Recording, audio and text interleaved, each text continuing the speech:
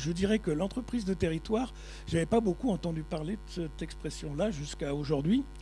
Et elle m'intéresse beaucoup. Une entreprise qui ne serait pas de territoire, elle produit pour un marché, quel que soit le marché.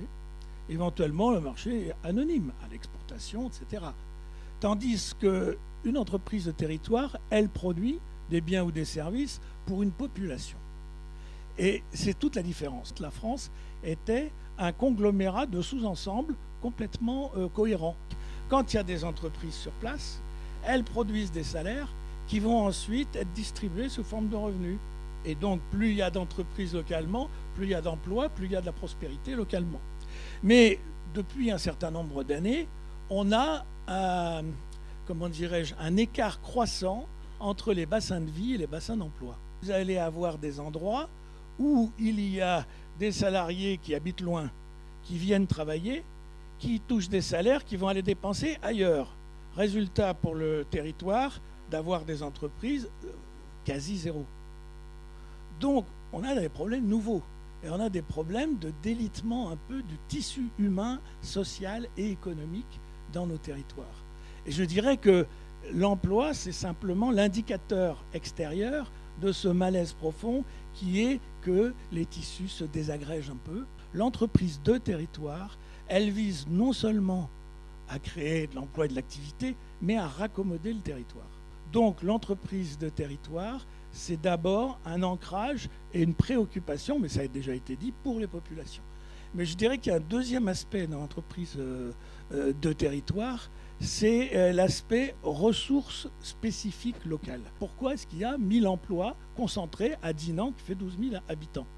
Et en fait, on m'a expliqué que M. Adolphe Sax, l'inventeur du saxophone, est né à Dinan. Mais en fait, il a quitté Dinan à l'âge de 6 mois, probablement accompagné de ses parents, et il n'avait pas encore inventé le saxophone. Mais les gens de Dinan, pas de problème, ils ont pris le prétexte, ils ont pris le fil rouge, et ils ont tiré le fil rouge. Et ils ont construit une économie de la musique sur une anecdote biographique. Il y a des circonstances dans lesquelles on peut bâtir à partir de pas grand-chose, finalement, en allant rechercher les ressources territoriales. Et ça, les entreprises de territoire, c'est celles qui se préoccupent quelle est la vocation du territoire. Très souvent, les économistes dans les collectivités, on leur demande des diagnostics, et alors ils regardent qu'est-ce qu'il y a. Il faut beaucoup plus de temps pour découvrir non pas ce qu'il y a, mais ce qu'il pourrait y avoir. Le dialogue entre les acteurs pour essayer de voir qu'est-ce qu'il pourrait y avoir dans un territoire, c'est beaucoup plus long que de faire un recensement de ce qui existe. Mais c'est une démarche sur plusieurs années pour essayer de comprendre l'identité des territoires. Il y a une technocratisation et une routinisation du travail des agents de développement qui est très frappante. Et en particulier, ils ont maintenant des schémas qui sont à peu près tous les mêmes d'un territoire à l'autre. Les stratégies territoriales se ressemblent. Alors que l'idée fondamentale, c'est que les stratégies de territoire ne doivent pas se ressembler, puisqu'elles doivent être corrélées à l'originalité et à la spécificité des lieux. On a eu, après la guerre, on a appelé ça le Fordisme, c'est-à-dire une économie anonyme, c'est-à-dire que c'est détaché des territoires.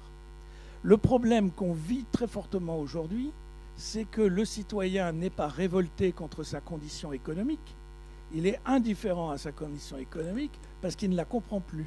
Il y a une espèce d'opacité entre lui et le monde économique. Pour que le système dominant puisse se réguler correctement, il faut reconnecter les gens avec leur destin économique. Il y a urgence à reterritorialiser notre économie parce que c'est la possibilité de faire société.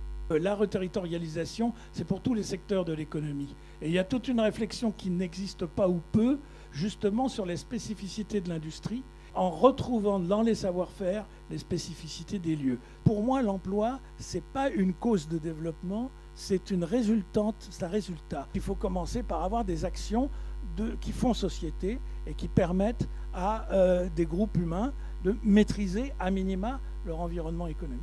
L'émergence de cette fameuse société civile et aujourd'hui cette émergence d'un tiers acteur qui va avoir des initiatives, qui va peser sur l'économie, il faut qu'il ait une expression. Mais c'est probablement le combat qu'on a devant nous, c'est le renouvellement de la démocratie au quotidien.